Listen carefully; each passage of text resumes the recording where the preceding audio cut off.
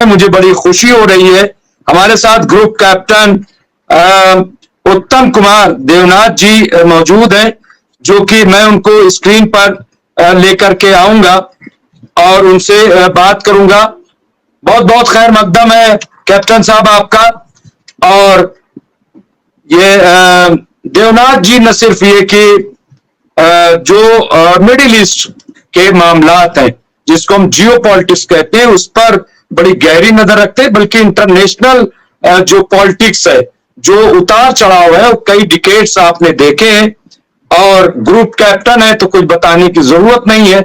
तो और आप सब ये चेहरा तमाम जो बड़े नेशनल न्यूज चैनल है उनके साथ भी आपने देखे, इसलिए ये वही बात होगी कि सूरज को चिराग दिखाना। मैं वो काम नहीं कर सकता। और इसके साथ साथ हमारे साथ प्रोफेसर अरविंद सिंह तेजावत वो भी जुड़ गए हैं। वो भी बड़ी गहरी, बड़ी पैनी नजर रखते हैं और बहुत स्टडी करते हैं और बड़ी संजीदा गुफ्तगू करते हैं, खासतौर से जब हम मिडिल ईस्ट की बात करते हैं तो उस पर आपकी बड़ी गहरी नजर है। तो दो बड़े खास मेहमान हमारे साथ जुड़े हुए हैं। सबसे पहले हम चाहेंगे कि ग्रुप कैप्टन देवनाथ जी से ही गुफ्तगू का आगाज किया जाए, क्योंकि जंग की बात आए और कैप्टन साहब से आगाज न कराया जाए, ये मुनासिब नहीं है। क्या लग रहा है आपको? अब तो रिजल्ट आ गया, बड़ी चर्चा हो रही थी। क्या लग रहा है कि क्या जंग रुकवाने में दिलचस्पी लेंगे? पहला सवाल। और दिलचस्पी लेंगे तो ये कितना आसान या कितना मुश्किल होगा जंग को रुकवाना? खास तौर से मैं ये बात कर रहा हूं इजराइल और फिलिस्तीन के पस मंजर में। डॉक्टर रिजवी, धन्यवाद, आपने शो में बुलाया और आपने बहुत ही क्रिटिकल सवाल पूछा, जिसकी का इस सवाल का जवाब दुनिया भर के जितने पॉलिटिशियंस हैं, राजनीतिज्ञ हैं, मिलिट्री स्ट्रेटेजिस्ट हैं और लेखक हैं, कलाकार हैं, सब इसका जवाब ढूंढ रहे हैं। खास बात मैं ये बताना चाहता हूं कि दुनिया में आज तक कोई ऐसी जंग नहीं हुई जो कि कभी ना कभी उसके बाद रुकी नहीं। सारे जंग 1 साल, 2 साल, 4 साल भी चले, लेकिन एक दिन रुक गए। वियतनाम का युद्ध 1965 से 1975 तक चला, एक दिन रुक गया। एक और अच्छी बात यह कि सारे जंग जो हैं वो बातचीत के जरिए ही बंद हुए। सिर्फ जरूरत यह पड़ती है कि जरा माहौल पैदा करना पड़ता है, एक आबोहवा पैदा करना पड़ता है जिसमें उभय पक्ष, खासतौर से जो जीतने वाला पक्ष है या मजबूत पक्ष है, वो बातचीत के लिए राजी हो जाए। जो हार रहा है, जो कमजोर पक्ष है, ऑब्वियसली वो हमेशा चाहेगा कि बातचीत हो जाए। जहां तक डोनाल्ड ट्रंप की बात है, उन्होंने अपनी दिल की बात अपने जुबान पर कई बार लाए कि अगर वो प्रेसिडेंट बने तो बहुत जल्दी ही वो जंग, चाहे वो यूक्रेन का और रूस का जंग हो, चाहे हमास का इजराइल का जो जंग है, जो कि अब ईरान की तरफ बढ़ रहा है, उसको एक दिन में, मैच कुछ ही घंटों के अंदर बंद कर देंगे। मेरा ये आकलन है कि अमेरिका की जो आम आवाम है वो इजराइल को सपोर्ट करती है। जहां तक अमेरिका की डिप्लोमेटिक कैडर है, पेंटागन है, सेनेट है, कांग्रेस है, सब जगह पर ज्यूज लॉबी का बड़ा स्ट्रांग पैठ है और वो भी चाहते हैं कि इजराइल को सपोर्ट किया जाए। लेकिन सब लोग मेरे ख्याल से इस जंग से अब थक गए हैं। खासतौर से इसलिए थक गए हैं क्योंकि अमेरिका में एक सोच जा रही है। सोच ये जा रही है कि दुनिया भर में 56-57 मुस्लिम देश हैं, अरब मुल्क हैं, पर्शियन गल्फ मुल्क हैं, सब जगह पर एक बेचैनी सी छाई हुई है। जो आम अवाम है अरब देशों में, मुस्लिम देशों में, वो शायद अमेरिका से थोड़ा नाखुश है। देखिए, ये समझना पड़ेगा कि अमेरिका को तो पश्चिम एशिया पे अपना कंट्रोल रखना ही है।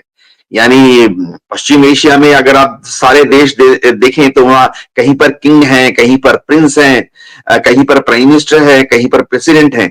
लेकिन अमेरिका को दिल ही दिल में ये चिंता हमेशा रहती है कि ऐसा ना हो कि एक और एक और अरब स्प्रिंग या मुस्लिम स्प्रिंग हो जाए, जिसमें कि अमेरिका के जो चहेते किंग हैं या प्रिंस हैं, उनको टॉपल कर दिया जाए, तो अमेरिका, डोनाल्ड ट्रंप एक तरफ थोड़ा आस्ते आस्ते बढ़ेंगे। फरवरी में वो शपथ, जनवरी में वो शपथ लेंगे, इफेक्टिव होते होते फरवरी हो जाएगा। डेफिनेटली डोनाल्ड ट्रंप कोशिश करेंगे जंगबंदी की जाए।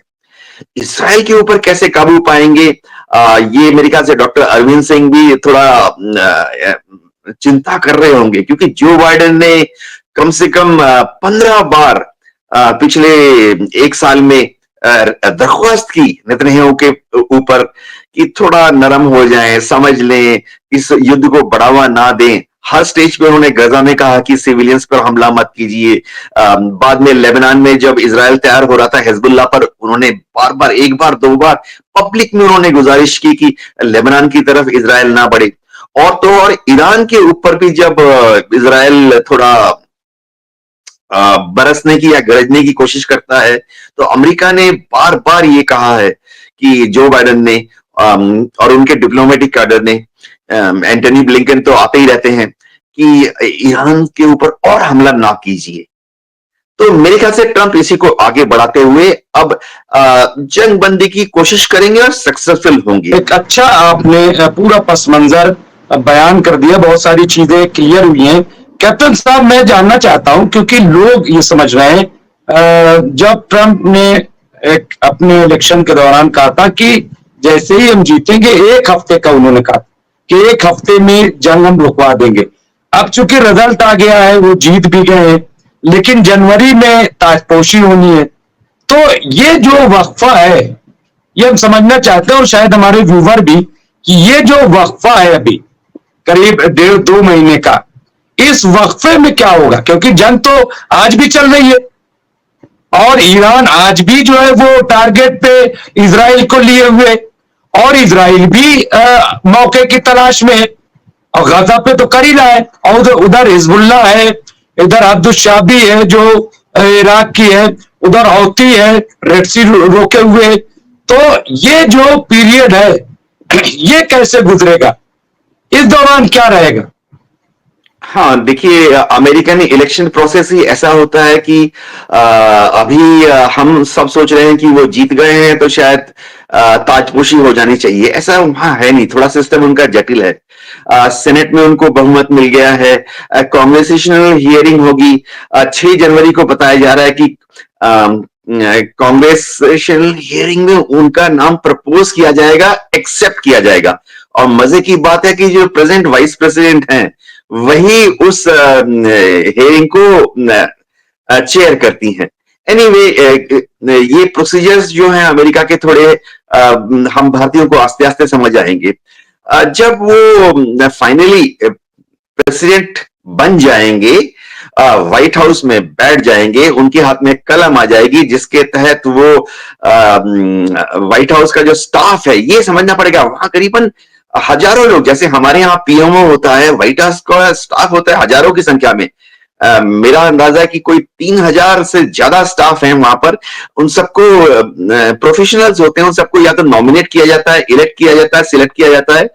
तो ये स्टाफ जो है आस्ते आस्ते अपने थॉट प्रोसेस को नए प्रेसिडेंट के हिसाब से बदलेंगे। ये नए प्रेसिडेंट को ये भी मौका मिलता है कि अब से लेके जनवरी तक वो अगर चाहें तो कांग्रेशनल, ये जो स्टाफ है, एडवाइजरी स्टाफ है व्हाइट हाउस में, कंसल्टेंट्स हैं, इनको एक प्रोटोकॉल है कि वो सब कहते हैं कि हमने रिजाइन कर दिया, नए प्रेसिडेंट जो है अपने हिसाब से नए लोगों को तैनात करें। तो जहां तक डोनाल्ड ट्रंप की बात है, देखिए, इजराइल के ऊपर उनकी पकड़ थोड़ी ज्यादा मजबूत होगी।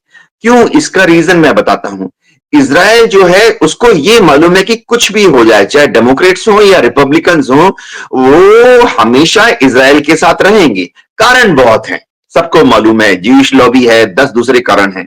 लेकिन सबसे बड़ी चीज यह है कि अमेरिका जो है इजराइल के साथ मजबूती से खड़ा रहेगा, क्योंकि अमेरिका चाहता है कि इजराइल जो है वो मिडिल ईस्ट में, पश्चिम एशिया में उसका एक अनसिंकेबल एयरक्राफ्ट कैरियर है, जिसका इस्तेमाल करके एज ए प्लेटफॉर्म वो पूरे मिडिल ईस्ट पर सारे अरब कंट्री जो वहां ऑयल प्रोड्यूसिंग नेशन है उस पर कंट्रोल रखेगा।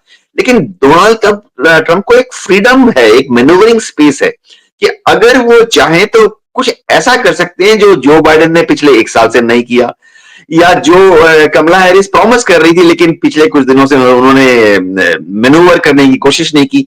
वो ये है कि इजराइल को सपोर्ट करते करते ट्रंप इजराइल को बहुत मजबूती से सपोर्ट करेंगे, लेकिन सपोर्ट करते करते वो इजराइल को थोड़ा सा लीश पे ले आएंगे, थोड़ा सा लगाम लगा सकते हैं।